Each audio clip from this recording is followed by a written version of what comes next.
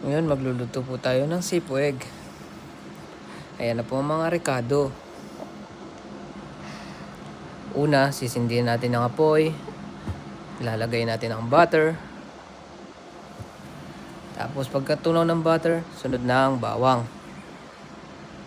Gisa-gisa lang yan. At alam mo nyo na ang kasunod ng bawang ay sibuyas. Pagkasunod ng sibuyas, gisa-gisa lang yan hanggang matoasted. Pagka-toasted ng sibuyas, alam nyo na, ham naman. Ham, pampa, habam, ham. Ham lang. Pagkagisa ng ham, gisa-gisa lang. Lagay na natin yung magyayelong mixed vegetable. Tayin natin hanggang matunaw. May yelo-yelo pa siya. Lagyan ng konting asin. Konti lang.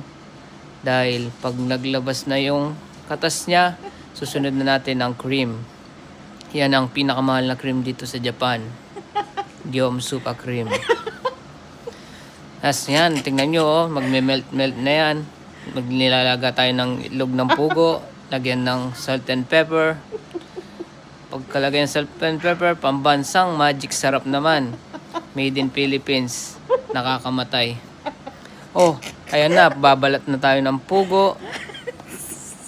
Oh, sa pangbalat ng pugo. Ayan, linagyan ng tubig kasi yung kanina madumi pagkabalat, kaya gumamit tayo ng tubig. Ayan, nabalat na lahat. Ganun lang kabilis. Tapos ilalagay lang ang pugo. Tapos yan, nakita niya, kumukulo-kulo na. Tapos, konting halo lang. O, konting tak-tak. Tapos, okay na to.